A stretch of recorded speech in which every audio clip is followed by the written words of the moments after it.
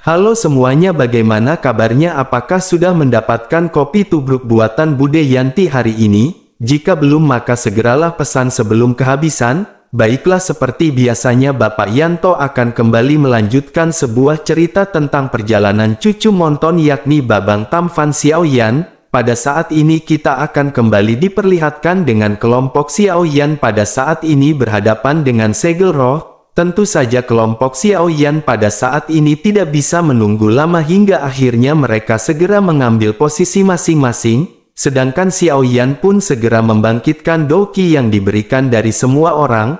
Lalu Xiaoyan segera melesat ke udara dan mengayunkan pedang ketika mengeluarkan teknik 1000 kaki tanpa bayangan. Sehingga gelombang udara yang sangat kuat segera dihempaskan oleh serangan dari Xiaoyan. Lalu segel roh pada saat ini tidak menyangka bahwa Xiaoyan akan segera menyerang dengan begitu cepat. Sehingga dirinya pun buru-buru meninju bayangan di udara dan mengarahkannya ke arah Xiaoyan. Dan ketika serangan ini bertemu, serangan Xiaoyan pun terus melesat menuju ke arah segel roh. Lalu pukulan itu pun segera mengenai dada dari segel roh dan segera terdengar suara keras. Sehingga segel roh dikirim terbang mundur dan dirinya terhuyung-huyung mundur puluhan langkah sebelumnya nyaris tidak bisa berdiri diam.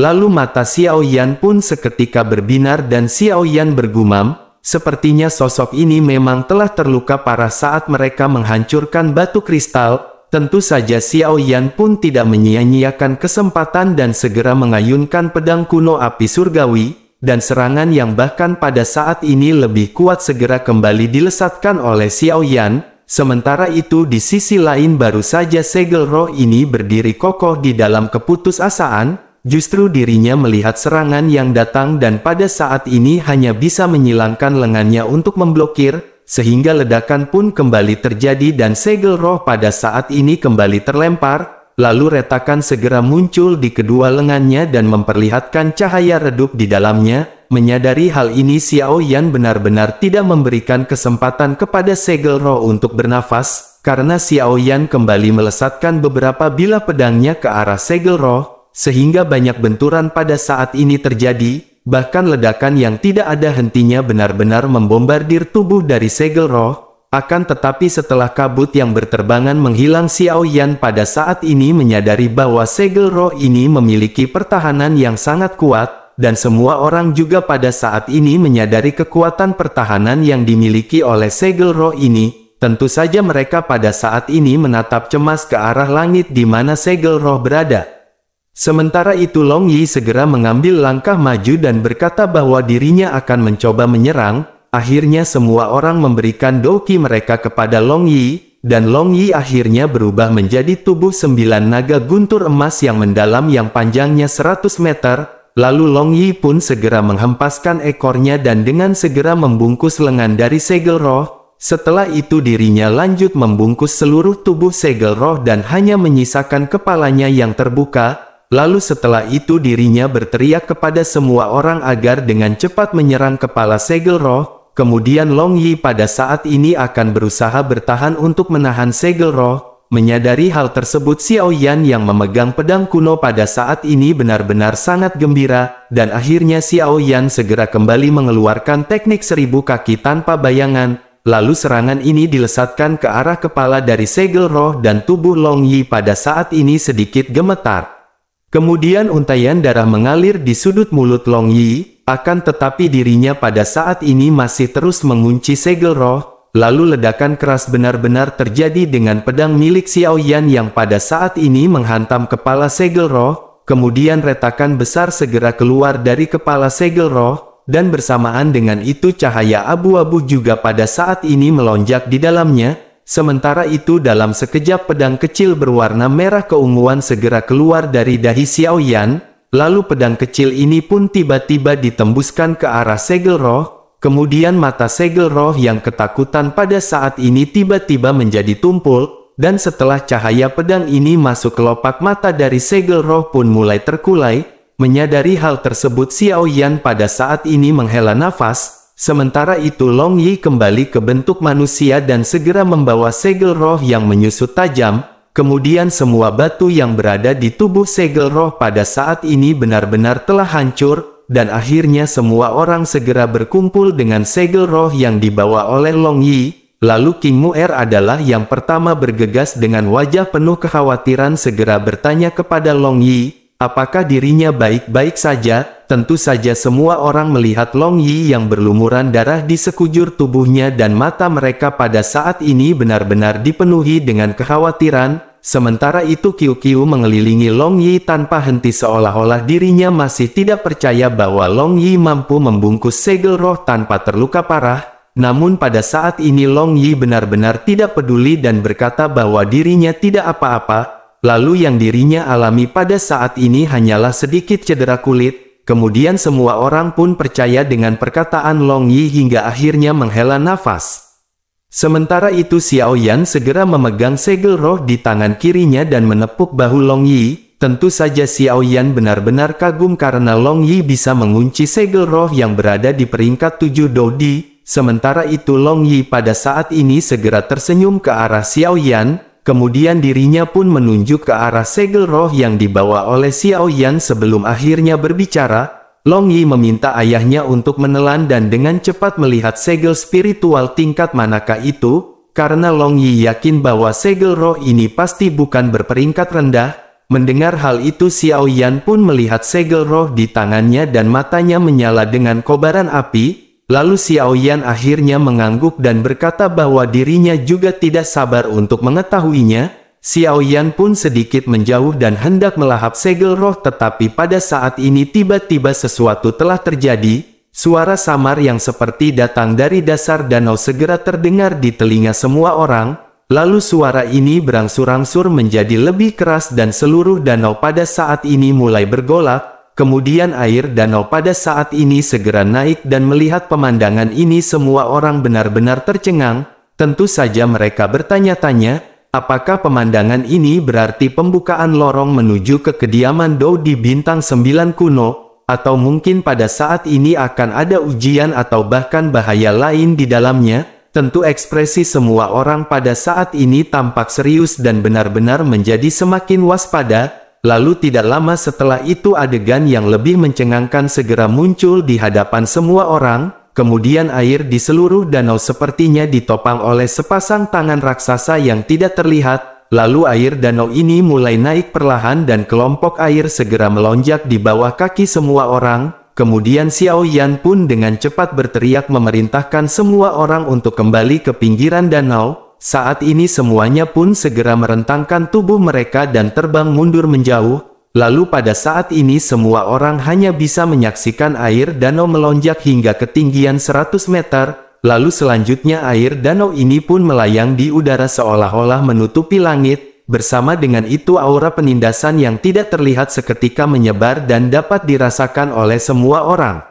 Pada saat ini semua orang melihat ke bawah danau dan menyadari ada sebuah ruang gelap yang segera terungkap. Kemudian sebuah bangunan seperti istana segera terlihat samar-samar mengambang di kehampaan gelap di kejauhan. Tentu saja mereka pun bertanya-tanya, apakah itu rumah Dou di Bintang 9 kuno? Semua ini benar-benar tidak terduga karena tempat tersebut benar-benar tersembunyi sangat dalam. Dan jika bukan karena Qiu mereka benar-benar tidak akan bisa menemukan tempat ini. Long Yi pada saat ini benar-benar tidak sabar dan mendesak semua orang untuk pergi dan turun melihatnya.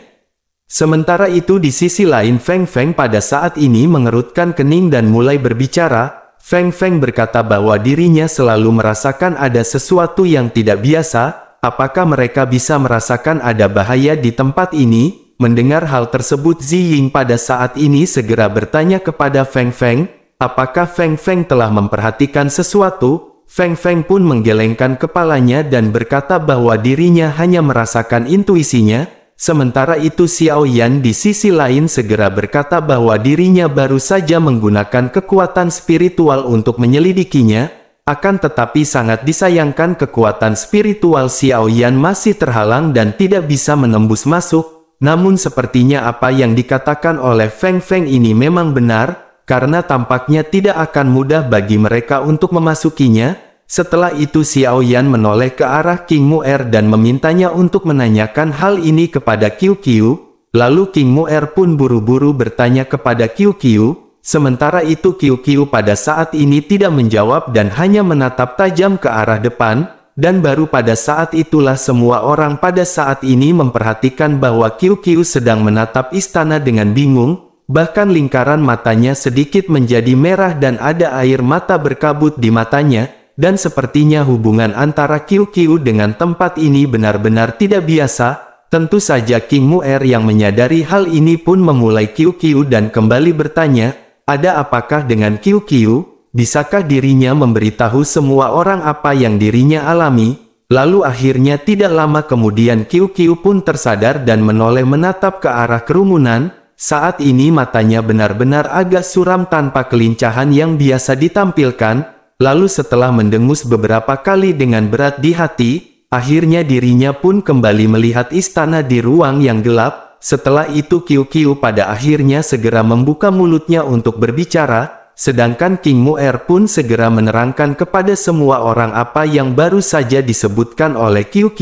Jadi Qiu berkata bahwa itu adalah tempat yang terbentuk secara alami dan berbahaya, dan selama mereka melangkah ke dalamnya maka mereka akan diserang oleh kekuatan langit dan bumi. Tentu saja wajah semua orang pun seketika berubah mendengar serangan kekuatan dari langit dan bumi. Sementara itu Xiao Yan pada saat ini merenung sejenak sebelum akhirnya Xiao Yan segera mengepalkan tinjunya. Xiao Yan berkata bahwa dirinya akan mencoba hal ini terlebih dahulu. Setelah kata-katanya terdengar, Xiao Yan segera membanting pedang kuno surgawi ke ruang gelap. Lalu api surgawi ungu merah segera bergegas ke arah ruang gelap di bawah dengan raungan. Kemudian energi seketika melonjak di ruang gelap dan tiba-tiba sinar cahaya keemasan pucat yang tidak terhitung jumlahnya melesat dari segala arah. Lalu cahaya ini seketika memotong serangan dari Xiao Yan hingga berkeping-keping sebelum akhirnya menghilang. Melihat hal ini semua orang merasakan perasaan yang sangat aneh di hati mereka. Sementara itu Feng pada saat ini berteriak dengan kaget dan berkata bahwa dirinya merasakan fluktuasi energi angin yang sangat kuat. Mendengar hal itu Xiao Zhan pada saat ini tidak menganggapnya serius. Xiao Zhan berkata agar Feng jangan berbicara omong kosong, karena menurutnya setiap sinar cahaya akan menimbulkan hembusan angin dan tentu saja itu adalah energi angin. Sementara itu Feng pada saat ini lanjut berbicara dengan penuh semangat. Dirinya berkata bahwa ini adalah energi angin dalam sinar tersebut, dan jika tidak salah sinar keemasan pucat itu dibentuk oleh kompresi angin yang sangat ekstrim. Tentu saja semua orang pada saat ini seketika cukup bingung dengan penjelasan dari Feng sehingga mereka segera bertanya, bukankah energi angin itu selalu berwarna biru muda? Akan tetapi pada saat ini cahayanya jelas-jelas berwarna emas pucat. Mendengar hal tersebut akhirnya Feng pun segera lanjut menjelaskan bahwa energi angin biasa berwarna biru muda, akan tetapi energi angin yang paling murni adalah berwarna emas pucat. Tentu saja Feng mengetahui informasi ini sudah lama tetapi dirinya baru pertama kali melihatnya, dan pada akhirnya semua orang segera mencerna kata-kata dari Feng. Setelah itu barulah semua orang terkejut dan menyadari bahwa ini adalah energi angin yang paling murni. Sementara itu Feng pada saat ini menjadi semakin heboh dan lanjut menjelaskan. Feng berkata bahwa energi angin sebenarnya bisa mengembun menjadi cahaya padat, oleh karena itu tempat ini sangat mungkin menjadi tempat berangin yang sangat ekstrim. Feng yang pada saat ini bersemangat segera mendesak ke arah semua orang. Feng meminta mereka untuk menyerang dengan seluruh kekuatan mereka ke arah ruang di bawah.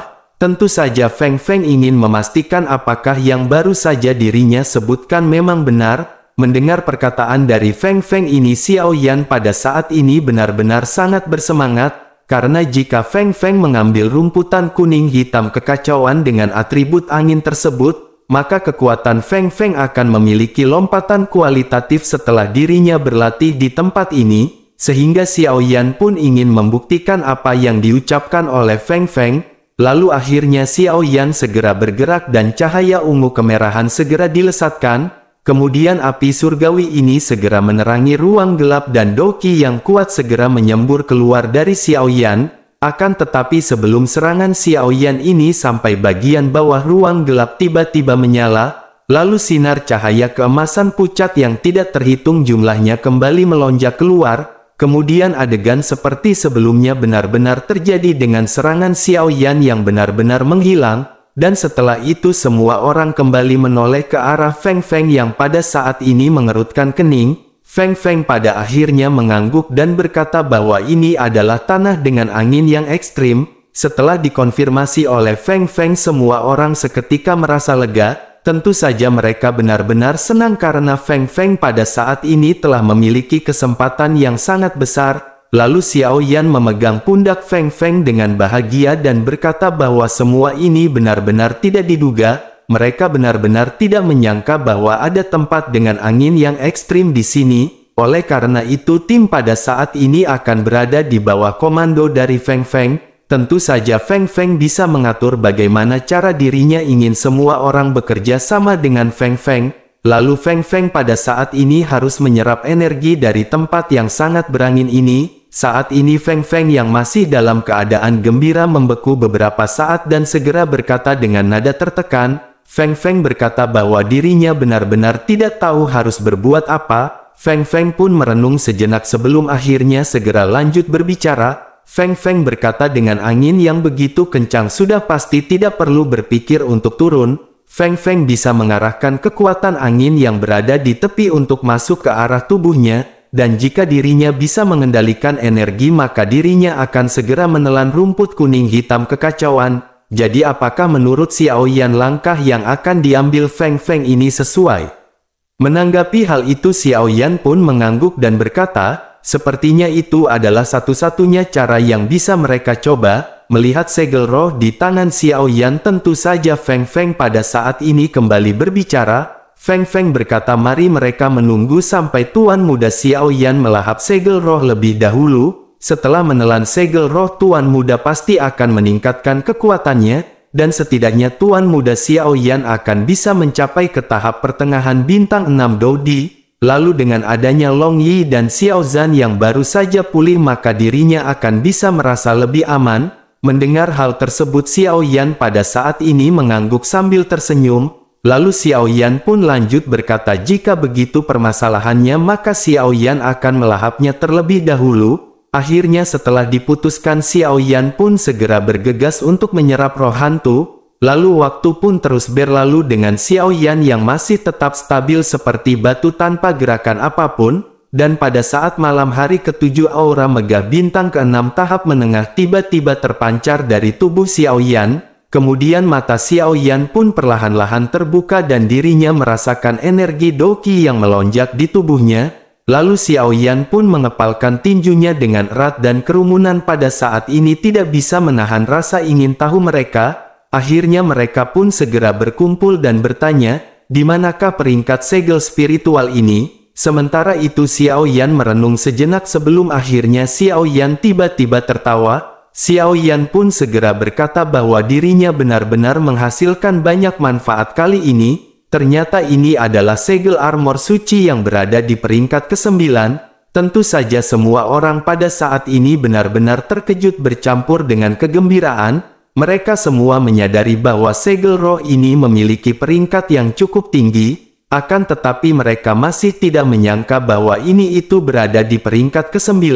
Kemudian Xiao Yan juga pada saat ini merasa sangat senang hingga akhirnya dirinya segera menoleh ke arah Feng Feng dan lanjut berbicara. Lalu Xiao Yan berkata bahwa Feng Feng bisa memulainya sekarang. Namun Feng Feng harus tetap mengingat di tengah-tengah proses ini keselamatan harus didahulukan. Lalu Feng Feng pun mengangguk dan dirinya segera duduk bersinar di tepi danau. Dirinya mengedarkan Doqi dari atribut angin di tubuhnya dan kemudian menggerakkan pikirannya. Feng Feng pun memisahkan jejak Doqi dan menyusupkannya ke ruang gelap dengan sangat hati-hati. Kemudian cahaya keemasan pucat pada saat ini melewati Doqi Feng Feng dari waktu ke waktu.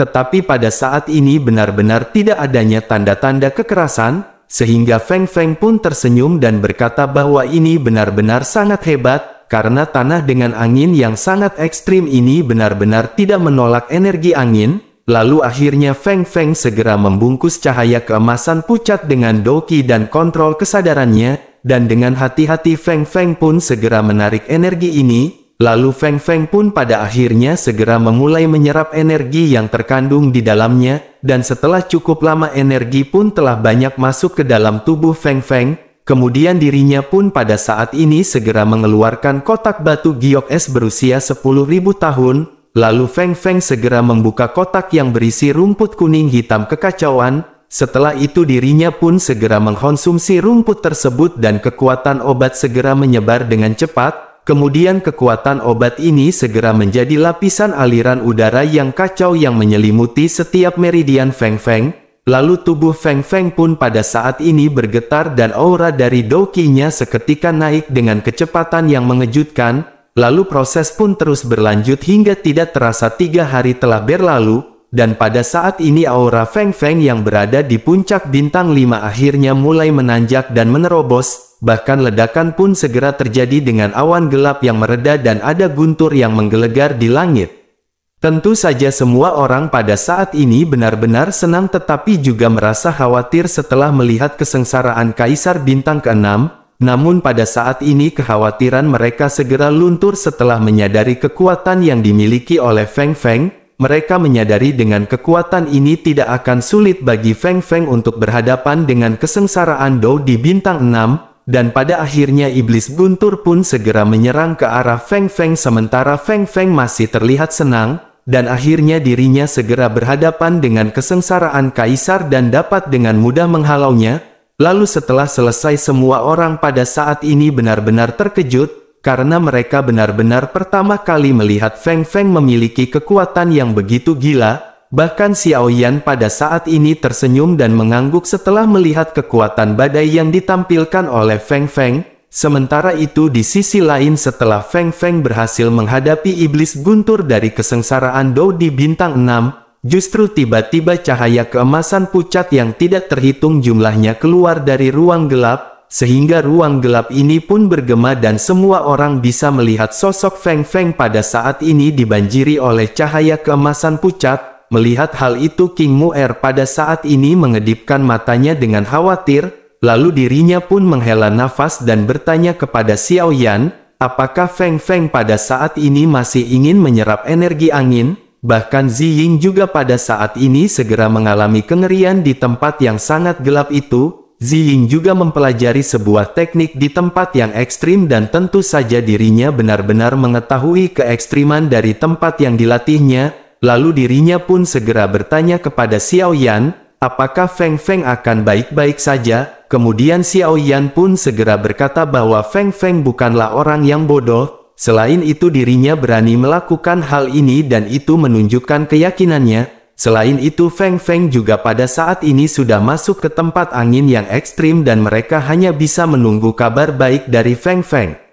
Mendengar perkataan Xiao Yan ini semua orang mau tidak mau hanya bisa mengangguk. Tentu saja mereka hanya bisa menunggu Feng Feng pada saat ini selesai dari proses penyerapannya di tempat berangin yang ekstrim. Lalu singkat cerita 3 bulan pun telah berlalu dengan semua orang yang pada saat ini masih menunggu Feng Feng. Dan akhirnya sebuah bola cahaya keemasan mulai melonjak dari ruang gelap di bawah danau. Kemudian cahaya yang menyilaukan ini seketika membuat istana tampak sedikit lebih jelas, akan tetapi ketika semua orang ingin melihatnya mata mereka segera terfokus pada cahaya keemasan yang cerah, lalu perlahan-lahan cahaya ini pun meredup dan semua orang bisa melihat Feng Feng dengan pakaian yang acak-acakan, lalu tubuhnya pada saat ini berlumuran darah yang deras mengalir keluar dari ruang gelap. Setelah melihat Feng Feng keluar dengan sehat walafiat, tentu saja semua orang pun menghela nafas lega. Sementara itu Feng Feng segera mendarat dan menatap ke arah kerumunan.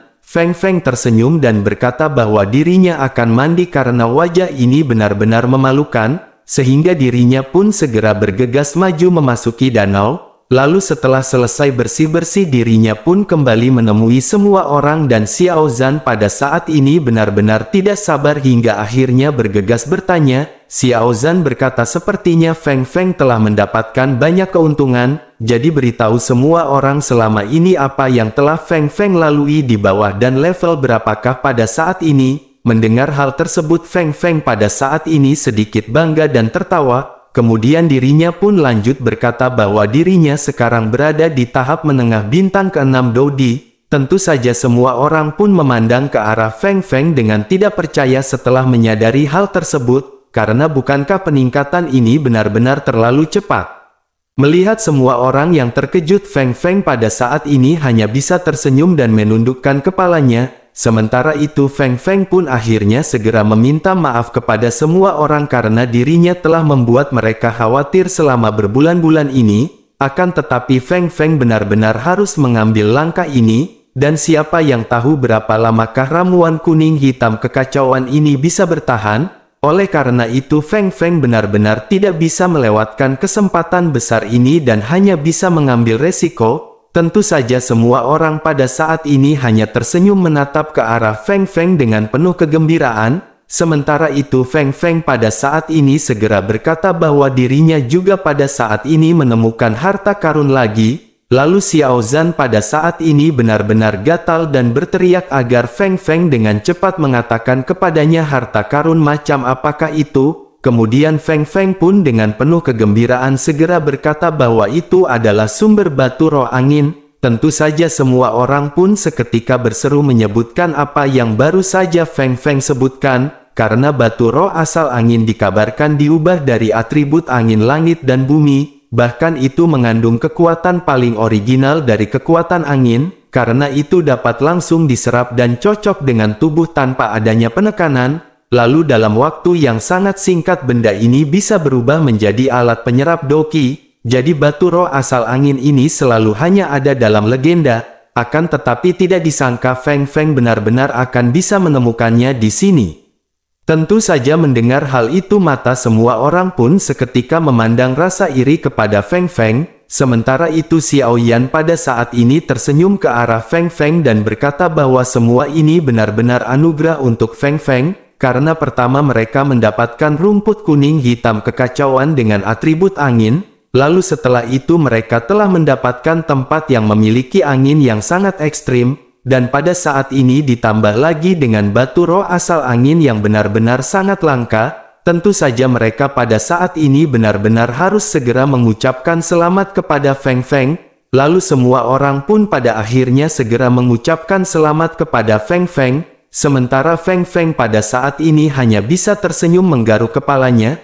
Lalu setelah itu semua orang pun sedikit berbincang-bincang santai dan bercanda. Kemudian setelah itu mereka pun memutuskan untuk segera memasuki istana yang berada di bawah. Lalu Feng Feng pun mengenakan kekuatan anginnya untuk mengisolasi semua orang dan membawa menuju ke arah istana di kegelapan. Dan pada akhirnya semua orang pun segera sampai di gerbang istana. Kemudian rumah besar Dou di bintang 9 kuno ini akhirnya muncul dengan jelas di hadapan semua orang. Lalu tidak ada keagungan atau kemegahan seperti yang mereka bayangkan sebelumnya, karena seluruh istana dibangun dari batu-batu yang berwarna abu-abu, sedangkan gerbang istana pada saat ini bahkan terlihat lebih biasa, bahkan tidak ada dekorasi yang mencolok dan memberikan kesan polos dan nyata kepada orang-orang. Kemudian Xiao Zhan dengan tidak percaya bertanya, apakah ini kediaman seorang Dou di bintang 9 kuno? Sementara itu Xiao Yan pada saat ini masih melihat dengan tenang ke sekelilingnya untuk waktu yang lama. Lalu akhirnya Xiao Yan pun segera berkata, apakah mereka merasakan ketika memperhatikan istana ini suasana hati mereka akan menjadi tenang tanpa sadar, dan tampaknya dirinya memiliki kekuatan misterius yang dapat menghilangkan ketidaksabaran di hati orang. Dan jika mereka bisa berlatih di sisi ini maka sepertinya mereka akan bisa mendapatkan hasil 2 kali lipat dengan setengah usaha. Namun sangat disayangkan mereka harus pergi setelah berhasil menemukan semua ini. Setelah mengucapkan hal tersebut Xiao Yan segera melambaikan lengan bajunya yang besar dan kekuatan lembut segera mendarat di gerbang.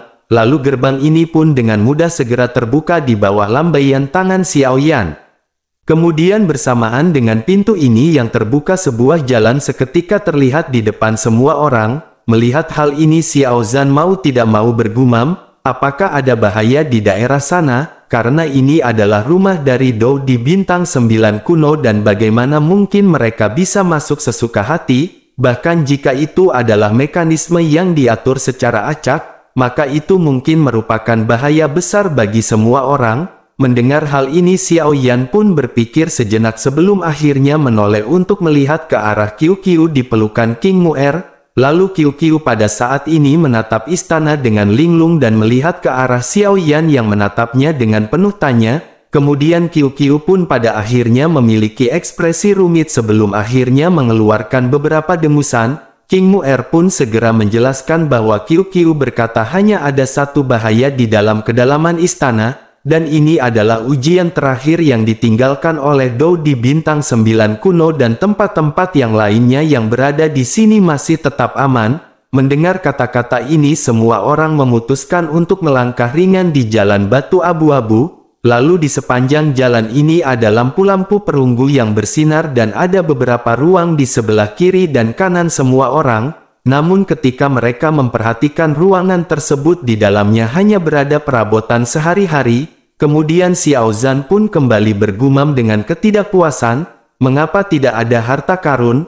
Lalu bersamaan dengan itu Zi Ying pada saat ini segera menunjuk ke sebuah ruangan di sebelah kiri dengan heran, lalu dirinya pun segera meminta semua orang untuk melihat ke arah ruangan tersebut, karena pintu batu ini tertutup rapat dan tidak ada pancaran kristal hijau yang mengalir di atasnya. Selain itu di atasnya ada karakter yang bertuliskan pemurnian alkemis. Kemudian bintang-bintang kecil segera muncul di mata Xiao Yan setelah dirinya menyadari bahwa ini adalah ruang alkemis. Lalu akhirnya Xiao Yan pun berinisiatif untuk membuka ruangan tersebut dan segera masuk. Namun Xiao Yan pada saat ini segera terkejut setelah menyadari bahwa di hadapannya pada saat ini hanya ada beberapa kuali yang lama. Xiao Zhan pun yang mengikuti Xiao Yan segera berkata bahwa dirinya akan melihat ke dalam kuali, karena siapa tahu ada obat di dalamnya. Lalu Xiao Yan pun segera memerintahkan Xiao Zhan untuk tidak melakukan hal tersebut, meskipun ada bahan obat ataupun pil obat di sana jika sudah berlangsung selama puluhan atau bahkan ratusan ribu tahun,